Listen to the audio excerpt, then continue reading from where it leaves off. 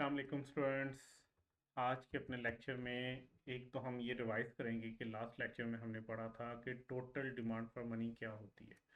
तो हमने different motives पढ़े थे जिसके तहत लोग अपने पास कैश को रखना पसंद करते हैं, और डिमांड फॉर मनी का मतलब क्या था, जितनी आपकी डिज़ायर होती है कि आपके पास कैश हो।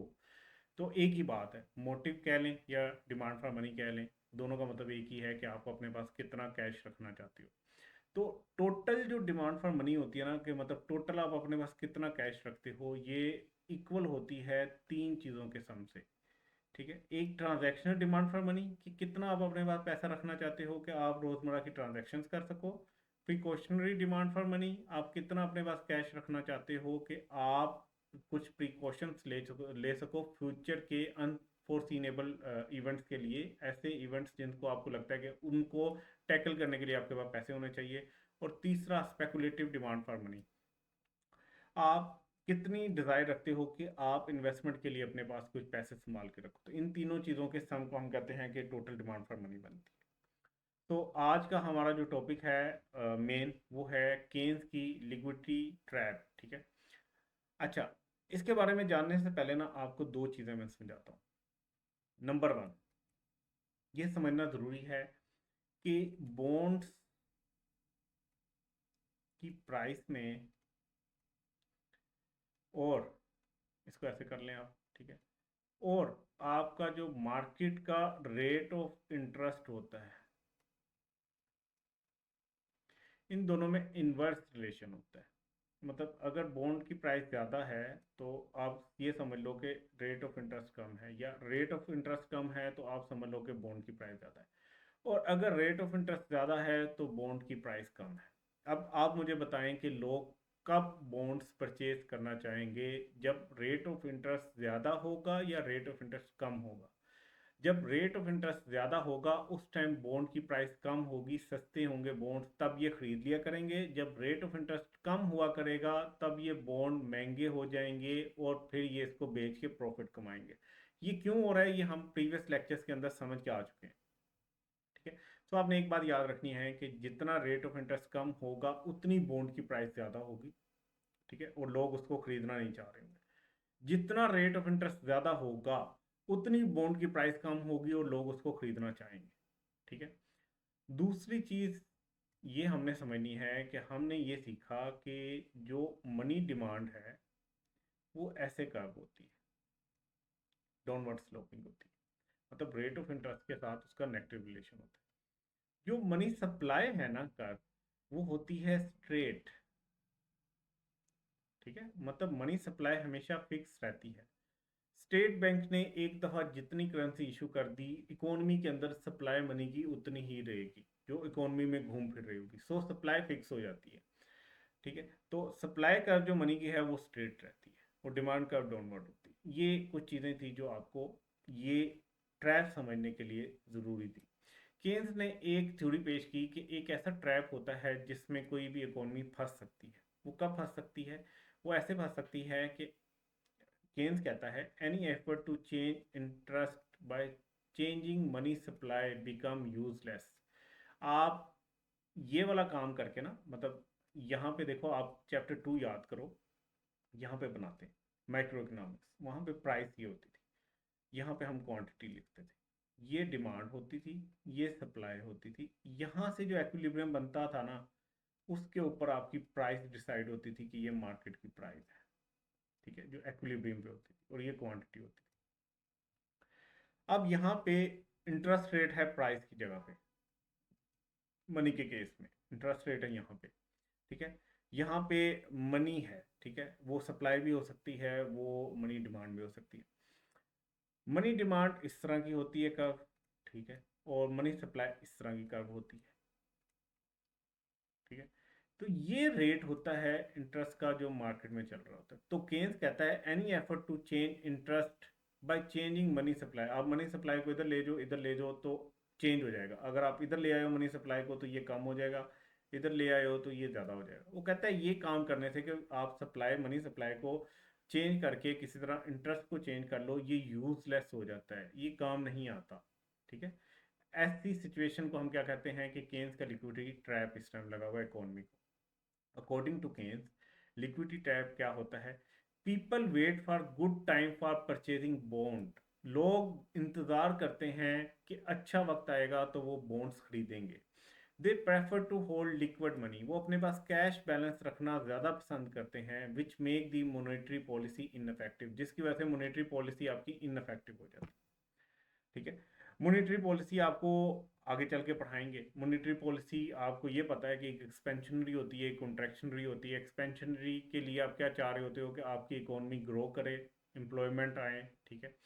और कॉन्ट्रैक्शनरी में क्या चाह रहे होते हो कि आपकी जो इन्फ्लेशन है वो कम हो जाए। तो वो कहता है मॉनेटरी पॉलिसी इनफेक्टिव हो जाएगी एक खास स्टेज पे जाके, जहाँ पे एक इकोनॉमी ट्रैप में फंस जाएगी, जिसका नाम है केन्स लिक्विडिटी ट्रैप। वो क्यों फंस रही है? क्योंकि लोग अपने पास कैश रखना ज़्यादा प्रेफर कर रहे हैं बजाय इसके कि वो बॉन्ड्स खरीदें, इन्वेस्टमेंट करें।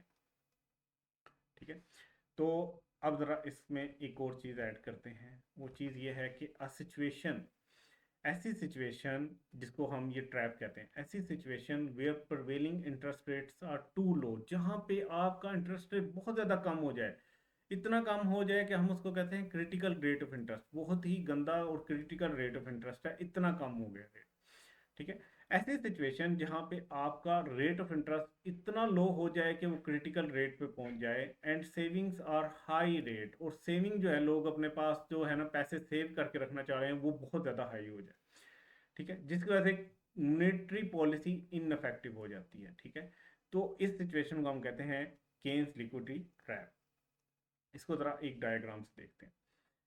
यहाँ पे आपको पता है हम इंटरेस्ट रेट लिखते हैं, यहाँ पे हम मनी को लेते हैं। तो जहाँ पे ये मनी डिमांड और मनी सप्लाई इक्वल होती है, तो वहाँ पे हमारा क्या बनता है? एक्विलिब्रियम बनता है।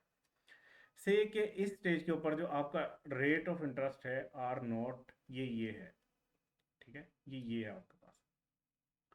अब यहाँ पे ये बहुत ही कम है, इतना रेट ऑफ इंटरेस्ट कम है कि लोग जो हैं वो बॉन्ड्स नहीं खरीदना चाह रहे होंगे। क्यों? क्योंकि प्राइस ऑफ बॉन्ड जो है वो बहुत ज़्यादा हो गई होगी। ठीक है, जितना रेट कम उतनी प्राइस ऑफ बॉन्ड ज़्यादा, क्योंकि इनके दरम्यान में नेगेटिव रिलेशन पाया जाता है। अब लोग अपने पास पैसे रख के बैठे हुए हैं इस इंतजार में, क्योंकि उनके पास एक स्पेकुलेटिव मोटिव था जिसके तहत वो अपने पास पैसे रखते हैं। लोग इस इंतजार में बैठे हुए हैं कि भाई जब ये रेट ऊपर जाएगा और बॉन्ड की प्राइस जो है वो नीचे आएगी, तो तब हम इन्वेस्टमेंट करेंगे। लेकिन ऐसा कर नहीं पा रही गवर्नमेंट, गवर्नमेंट से ये रेट ऊपर नहीं जा रहा।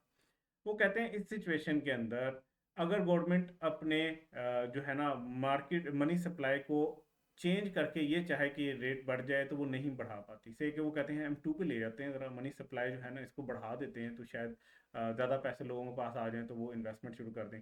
तो आप देखोगे इस स्टेज के ऊपर जब मनी सप्लाई 2 पे शिफ्ट होकर चली गई, स्टिल आपका इंटरेस्ट रेट उधर ही खड़ा है। आपकी गवर्नमेंट मजीद इसको इस साइड पे लेके जाएगी कि मनी सप्लाई ज़्यादा हो तो शायद कुछ फ़र्क पड़े, लेकिन स्टिल नहीं पड़ेगा।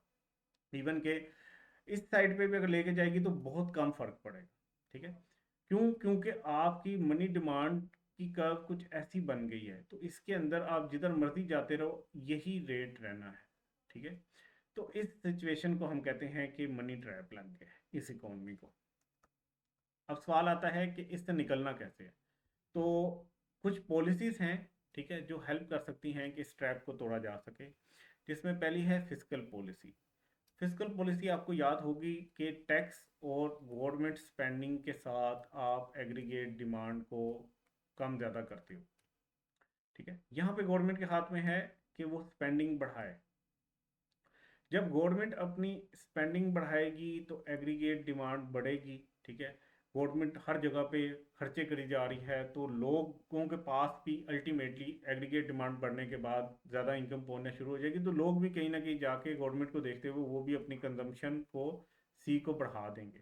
जब कंजम्पशन बढ़ेगी तो उनके पास से पैसा जो उन्होंने अपने पास होल्ड पे रखा हुआ था वो बाहर निकल के दोबारा इकोनॉमी में आएगा, तो आप लिक्विडिटी ट्रैप से निकलोगे। तो एक क्या है, ओवरकम कैसे कर सकते हो? एक पॉलिसी तो ये हो कि आप गवर्नमेंट स्पेंडिंग को बढ़ा दो अपने रेवेन्यू से। तो जब गवर्नमेंट स्पेंडिंग बहुत ज़्यादा लग रही होगी तो आपके लोग जो हैं वो भी इन्वेस्टमेंट के लिए पैसे निकालेंगे, किसी और काम के लिए पैसे निकालेंगे, तो एक दफ़ा इकोनॉमी में पैसा आ जाएगा।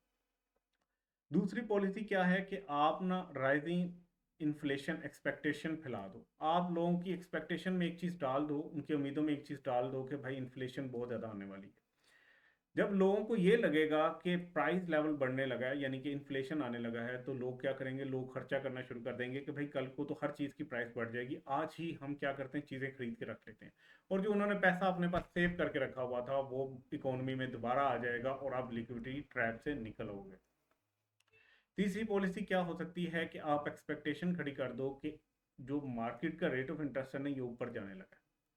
अब ये एक थोड़ी सी आप कह लो कि बहुत ज़्यादा अच्छी तो पॉलिसी नहीं लगती कि भाई आप सिर्फ एक्सपेक्टेशन से ये चाह रहे हो कि लोग बॉन्ड खरीदना शुरू कर दें। लेकिन अगर आपने एक्सपेक्टेशन भी कर दी ना, तो बहुत से लोग क्या करेंगे, वो अपना पैसा निकाल के लगाना शुरू कर देंगे।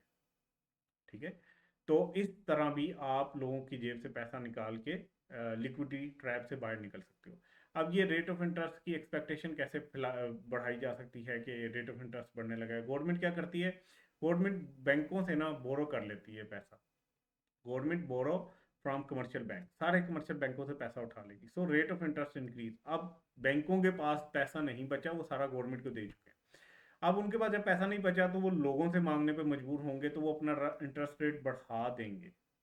इंटरेस्ट रेट बढ़ाएंगे तो लोग बॉन्ड तो नहीं खरीदेंगे, लेकिन वो एटलीस्ट बैंकों में इन्वेस्टमेंट करना शुरू कर देंगे, वो उधर जो है सेविंग अकाउंट्स में जमा करवाना शुरू कर देंगे। ठीक है, तो इंडिविजुअल क्या करेंगे, वो बॉन्ड्स खरीदना शुरू कर दें, हो सकता है वो बॉन्ड्स भी खरीदना शुरू कर दें। ठीक है, तो इससे क्या होगा कि एक दफ़ा इकोनॉमी में दोबारा से पैसा आना शुरू हो जाएगा, सिर्फ इस एक्सपेक्टेशन से कि मार्केट रेट ऑफ इंटरेस्ट बढ़ रहा है। ठीक हो गया। सो आज का हमारा ये टॉपिक था। नेक्स्ट वीडियो के अंदर इंशाल्लाह हम सप्लाई ऑफ मनी को डिटेल में पढ़ेंगे। आज तो हमने सिर्फ सप्लाई ऑफ मनी की कर्व को देखा है कि मनी सप्लाई इस तरह की होती है। तो नेक्स्ट लेक्चर के अंदर इंशाल्लाह हम इसको डिटेल में पढ़ेंगे। अपना ख्याल रखिएगा, इंशाल्लाह अगली वीडियो में मिलेंगे। अल्लाह हाफिज़।